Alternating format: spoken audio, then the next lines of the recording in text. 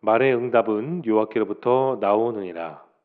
다윗이가 자기 보기에는 모두 깨끗하여도 여호와는 심령을 감찰하시느니라. 너의 행사를 여호와께 맡기라. 그리하면 내가 경영하는 것이 이루어지리라. 여호와께서 온갖 것을 그 쓰임에 적당하게 지으셨나니 악인도 악한 날에 적당하게 하셨느니라. 아멘. 이 세상에 존재하는 모든 사람들은 태어나 인생의 목적을 두고 살아갑니다. 그리고 그 목적을 그의 인생 가운데 이루기 위해 계획을 세우죠. 여러 가지 다양한 방법을 동원하여 목표를 이루고 또 그것을 이루기 위해 노력하며 살아갑니다. 그러나 모든 사람들에게 있어서 그 인생의 최종 목적, 최종 단계는 권능의 하나님의 손에 달려 있습니다. 오늘 본문은 바로 그 하나님의 인도하심에 초점을 맞추고 있습니다. 이러한 내용을 기억하시며 내용 관찰 1번을 봅니다. 사람이 계획한 것이 성공하려면 어떠한 자세가 필요합니까? 오늘 본문 1절과 3절 그리고 9절의 내용을 보면 마음이라는 단어가 계속해서 반복이 되고 있습니다. 3절에서 행사 역시 마음에서 시작하는 그런 단어입니다. 솔로몬은 우리들에게 우리 인생에 살면서 인생에 진짜 필요한 꿀팁을 오늘 알려주고 있습니다. 그것이 무엇입니까? 말의 응답, 우리들의 경영, 자기의 길, 이 모든 것을 다 하나님이 주관하신다라는 내용입니다. 하나님을 바라보고 의지하고 모든 것을 맡기는 그런 삶의 자세가 우리 모두에게 필요한 것이죠. 2번입니다. 공정한 재판을 해야 할 왕들이 명심해야 할 것은 무엇입니까? 왕의 입술에는 가장 먼저 하나님의 말씀이 있어야 됩니다. 오늘날에도 마찬가지죠. 이 세상에 존재하는 나라 가운데 그 나라를 통치하는 대통령에 있어서 가장 중요한 것은 지혜. 그 지혜를 주시는 하나님의 말씀이 모든 대통령들에게 다 절대적으로 필요한 것입니다. 아무리 사람이 왕의 자리, 대통령의 위치에 올라간다 할지라도 그의 모든 인생은 다 하나님의 손안에 있기 때문입니다. 하나님의 말씀이 있어야 왕은 자기 소견, 자기 감정에 벗어나 절대적인 하나님의 능력에 따라 살아갈 수 있습니다. 재판할 때도 공정을 유지할 수 있고요. 백성들로부터 중요한 신의를 얻을 수 있는 겁니다. 3번 연구와 묵상으로 봅니다. 개인과 가정, 국가가 하나님의 인도를 받기 위해 갖춰야 할 태도는 무엇입니까? 삶에는 여러 가지 종류가 있습니다. 그 첫 번째는 그냥 되는 대로 본능에 따라 살아가는 이들이 있어요. 이런 경우는 정함이 없고 또 이루는 바도 없습니다. 둘째는 나만은 반드시 행복해야 되고 또 나는 성공해야 되는 그런 이기적인 사람들이 있습니다. 이런 경우는 참으로 이기적이기 때문에 자기 목표, 자기 성취에만 목적을 두는 사람들이 많습니다. 하지만 자기에게 갇혀서 결국은 망하는 그런 욕심적인 사람들이 있다라는 겁니다. 그래서 자기 행복, 자기 성공을 위해 다른 사람들이 희생되거나 타인이 또 타인으로부터 비난을 받는 경우가 참 많죠. 세 번째는 주의 인도하심을 받으며 살아가는 사람들이 있습니다. 이런 경우는 물론 자기가 자기 인생을 살지만 주의 뜻과 섭리와 가르침에 따라 자신의 인생을 하나님께 내어드리기 때문에 그의 인생의 결과는 늘 하나님께 달려 있습니다.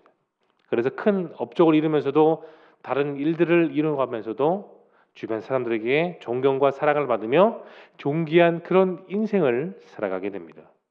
크리스찬이 이 세상을 살아가면서 가장 궁금한 것이 무엇일까요? 바로 그 인생 속에 담겨져 있던 하나님의 뜻입니다. 특히 무엇을 해야 되는지, 내가 어떤 인생을 살아가야 되는지, 어디로 가야 되는지 그 진로가 정말 불분명하고 불확실할 때에는 더욱더 우리는 말씀을 붙들며 하나님의 뜻을 구하고 그분의 인도하심을 따라 살아가야 합니다. 일평생 하나님의 인도하심 받았던 많은 목회자들이 있어요. 그 중에 저는 오늘 조지물로 목사님을 말씀드리고 싶습니다. 40년의 긴 그 사역 기간 동안 정말 매일매일이 하나님의 응답과 하나님의 축복 속에 인도함을 받았습니다. 그분의 책에 이런 그런 책이 있어요. 5만 번 응답을 받은 밀로의 기도의 비밀이라는 책이 있습니다. 거길 보면 이 목사님이 하나님의 인도함을 받았던 그 유일한 5가지 목적들이 있었습니다. 첫 번째는 이웃을 향한 사랑, 두 번째 하나님의 뜻을 구하는 기도, 세 번째 거짓이 없는 정직한 마음, 네 번째 매일의 말씀 묵상, 가장 중요한 다섯 번째, 하나님을 향한 전적인 신뢰입니다. 마지막은 전적인 신뢰였어요. 일부분의 신뢰가 아니라 어떤 특정한 나를 향한 신뢰가 아닌 그의 인생 전체가 다 하나님을 향한 온전한 신뢰였다는 겁니다. 이러한 방법을 통해 이 목사님은 매일매일 하나님의 뜻을 구했습니다. 그 뜻을 발견하고 그 뜻에 따라 주어진 인생을 걸어갔습니다. 우리도 마찬가지입니다. 우리 매일의 그 일상에 있어서 어떻게 내가 하나님의 인도하심을 받아야 되는지, 혹은 내가 왜 하나님의 인도하심을 받지 못한 채 어려운 문제 속에 내가 가려져 있는지를 우리는 말씀을 통해 점검해야 됩니다.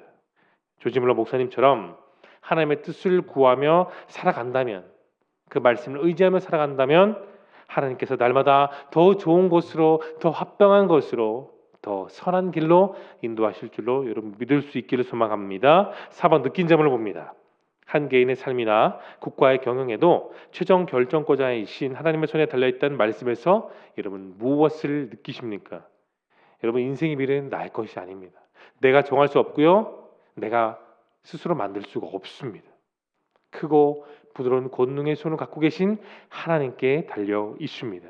합력하여 손을 이루시는 그 하나님을 신뢰하고 말씀을 따라 한 걸음 한 걸음 거룩한 신앙의 걸을 내디디신다면 어느새 우리는 내 인생 가운데 있는 문제와 염려가 사라지게 됩니다. 하나님이 부어주시는 평강을 내 마음속에 충분히 채워가게 되는 것이죠. 우리는 하나님의 보호 안에 완전한 평강, 세상이 주지 못하는 그 평안을 오늘도 누리며 살아갈 수 있습니다. 모든 지각에 뛰어나신 하나님이십니다. 하나님의 권능 안에 우리가 살게 된다면 우리들에게 있는 손은 또 무엇이 있을까요? 겸손입니다.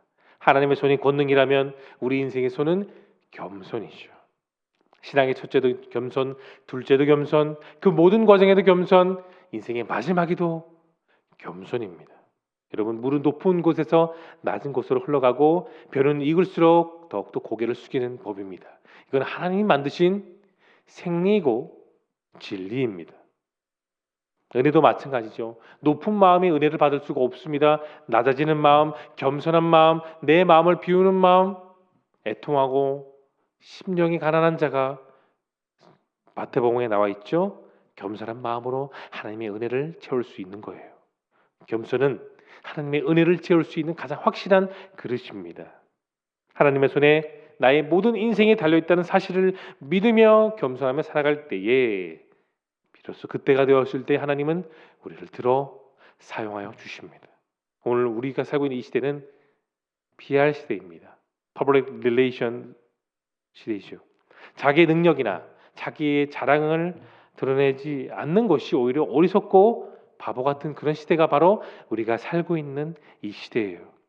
다른 사람들에게 지배당함보다 다른 사람을 지배하고 다른 사람을 위해서 내가 내 능력을 발휘하는 시대, 이것이 오늘 우리가 살고 있는 시대입니다. 기회만 있으면 사람들에게 자신을 알리고 자신의 능력을 보란듯이 보여주어야 내가 뒤로 넘어지지 않는 게 우리 시대라는 거예요. 글로벌 경쟁력의 시대에 겸손은 장애물처럼 보입니다. 힘을 매개로 한 그 문화 속에서 지배하는 그 힘이 최고의 덕목이라고 여기는 것이 세상 사람들이 여기고 있는 그런 공통적인 관점이라는 거예요. 그러나 겸손은 결코 그 시대의 유물이 아닙니다. 겸손은 나를 세상 사람들 가운데 온전히 그리스도의 빛으로 빛나게 합니다. 타인으로부터 내가 존경받을 수 있고 오래도록 그리스도의 향기를 드러내는 정말 가장 강력한 힘이 겸손이라는 것이죠. 세상 속에서 승리하며 살아가는 힘, 하나님의 권능을 의지하며 겸손하게 살아가는 우리 모두가 될 수 있기를 소망합니다. 적용을 보겠습니다. 하나님께 맡기지 않고 내가 섣부른 판단과 결정을 해 어려움을 처한 경험이 있다면 언제인가요? 하나님을 경외하지 않고 자신을 의지하는 그 교만한 태도는 여러분들 자신을 제어하지 못하는 공경에 빠지게 됩니다. 그리고 어떻게 될까요? 하나님을 등지고 불순종을 저지르게 되죠. 그렇게 돼서 결국은 하나님과 끊어진 그 영혼은 결국은 지옥으로 갈 수밖에 없습니다. 하나님을 경외한 사람은 언제나 내 안에 정직한 영혼을 새롭게 하시는 하나님과 날마다 걸어서 갑니다. 하나님을 경외하면 내 마음이 더욱더 고요하게 되고 겸손하게 되고 또 조화로운 그런 인생을 하루하루 살아갈 수 있게 되죠. 그래서 늘 인내와 절제 그리고 진리의 말씀에 내가 정말 무릎 꿇고 순종할 수 있게 됩니다. 이 길을 우리가 갈 수 있게 되고 또 성공적인 삶을 살게 되죠. 우리 자신을 하나님이 보는 것처럼 보고 하나님이 말씀하는 것처럼 말하게 되고 하나님이 생각하는 것처럼 우리가 그렇게 생각하게 됩니다. 자신의 능력을 의지하지 말으시길 소망합니다. 그렇지 않으면 결국은 우리 인생 가운데 문제 속에 또 넘어지고 일어섰다 또 넘어지는 그런 인생이 반복될 수밖에 없어요. 삶을 살다 보면 언제나 우리는 그 승패의 자리 서게 됩니다. 가장 먼저 힘 있는 사람이 이깁니다. 그러나 조금 더 인생을 살다 보면 보게 되는 것이 지혜와 지식 있는 사람이 승리하는 것을 우리는 보게 됩니다. 그런데 더 멀리 내다보고 더 멀리를 목표를 두고 살아가는 그런 인생을 보면 결국은 믿음을 갖고 있는 사람이 승리하는 것을 우리는 철저히 우리 인생 가운데 깨닫게 됩니다. 이 믿음을 갖고 이기는 사람은 바로 눈앞에 있는 삶을 보지 않아요. 더 앞을 내다봅니다. 더 먼 곳을 바라보고 또 그 먼 곳을 이끌어 가시는 하나님을 보게 됩니다. 왜 우리는 멀리 봐야 될까요? 왜 우리는 저 먼 곳을 향해 우리의 목적을 두고 인생의 발걸음을 내디뎌야 되겠습니까? 바로 그 모든 길을 이끌어 가신 하나님을 우리가 내다보아야 되기 때문입니다. 우리의 최종 승리는 지금 눈앞에 있는 것이 아니라 저 머나먼 천국 우리의 분향에 있음을 여러분 기억하십시오. 그래서 눈앞에 일어나는 순간에 일이 일비하지 말고 쉽게 내 감정에 동요되지 않고 저 멀리 바라보며 내 인생의 목적을 향해 신앙의 발걸음을 오늘도 하루하루 내디딜 수 있기를 소망합니다. 마지막 결단을 보겠습니다. 하나님의 인도하심을 받기 위해 오늘 내가 변화되고 실천해야 할 것은 무엇입니까? 하나님을 전적으로 믿는 그 믿음, 그것을 다음으로 중요시하는 것은 그 믿음을 더욱더 지킬 수 있는 우리의 삶의 기도의 자세입니다. 여러분, 기도의 자세는 결국은 내가 무릎 꿇고 하나님께 나의 겸손을 온전히 고백하는 솔직한 표현이죠. 여러분, 우리는 한 치 앞을 내다볼 수 없는 무제한 존재입니다. 당장 5분 뒤에 어떤 일이 일어날지는 우리는 알 수 없는 그런 연약한 존재입니다.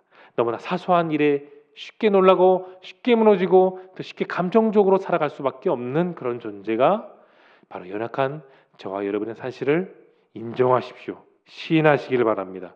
그래서 겸손하고 온유한 자세로 기도하고 또 날마다 주님 앞에 나와야 합니다. 그때 바로 그렇게 되었을 때 주님 우리를 온유하게 사용하십니다. 오늘 우리는 세상 사람과 똑같이 24시간을 보내게 됩니다. 오늘 하루 속에 우리는 각자의 계획과 각자의 목적을 갖고 각자의 방식으로 이 하루를 살아가게 되죠. 그러나 무엇보다도 우리 스스로를 의지하지 말고 전적으로 하나님을 신뢰할 수 있기를 소망합니다. 그분의 도우심과 인도하심에 전적인 순종으로 나아가는 그렇게 살아가는 저와 여러분 모두가 될 수 있기를 예수님의 거룩하신 이름으로 축원합니다. 이 시간 함께